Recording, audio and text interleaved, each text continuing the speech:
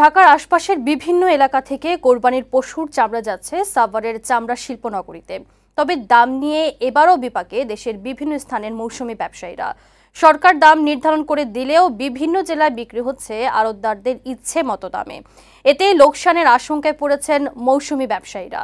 চামড়ার কম দামের জন্য ট্যানারি মালিকদের সিন্ডিকেটকে দুষছেন আড়তদাররা। সংবাদদাতাদের তথ্য ও চিত্রে বিস্তারিত জানাচ্ছেন খালিদ হাসান।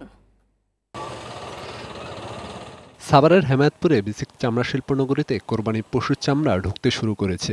সোমবার দুপুরের পর থেকে ঢাকার বিভিন্ন এলাকা থেকে ট্রাক পিকআপে করে কাঁচা চামড়া শিল্পনগরে আনা হয়।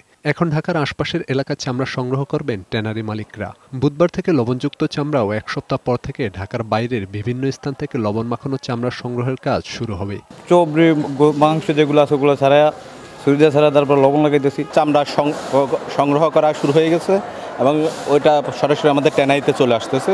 ওই পর্যন্ত যা আছে আমরা সন্তুষ্ট আছি। এবছর প্রায় 1,10,00,000 পশুর চামড়া সংগ্রহের লক্ষ্যমাত্রা নির্ধারণ করা হয়েছে। পাচার রোধে বিশেষ নির্দেশনা দেওয়া হয়েছে বলে জানিয়েছেন বিসিক চেয়ারম্যান। কোনোভাবেই চামড়া পাচার না হতে পারে এর জন্য আমাদের স্বরাষ্ট্র মন্ত্রণালয়ের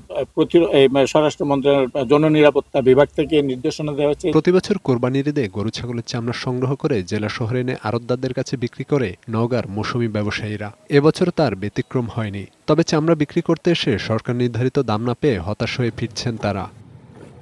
মৌসুমি ব্যবসায়ীদের অভিযোগ, প্রতি বছরের মতো সিন্ডিকেট করে কম দামে চামড়া কিনছেন আড়তদাররা। সরকার যে রেটটা দিয়েছে সেই রেটে তো আমরা মূল্য পাচ্ছি না।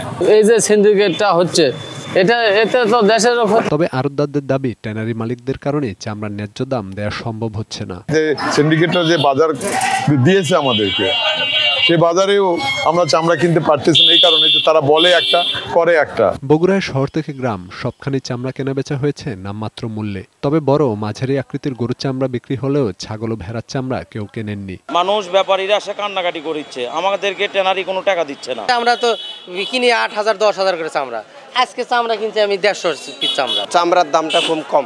ট্যানারি মালিকরা বকেয়া পাওনা না দেয় চামড়ার বাজারে এ অবস্থা বলে দাবি করেছেন চামড়া ব্যবসায়ীরা।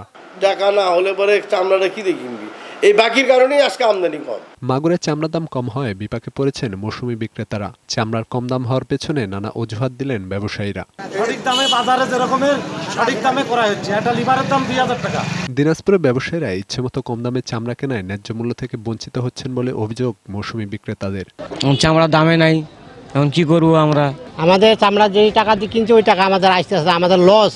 900 টাকা করে এখানে এসে চামড়ার দাম দিয়েছে আমাকে 500 টাকা, দুটা চামড়া 300 টাকা। চামড়া ব্যবসায়ী মালিক সমিতির নেতারা বলছেন, লবণের দাম ও শ্রমিক খরচ বেড়ে যাওয়ায় চামড়া সংরক্ষণের ব্যয় বেড়েছে। এরপরও সরকার নির্ধারিত দামে চামড়া কিনছেন বলে দাবি তাদের।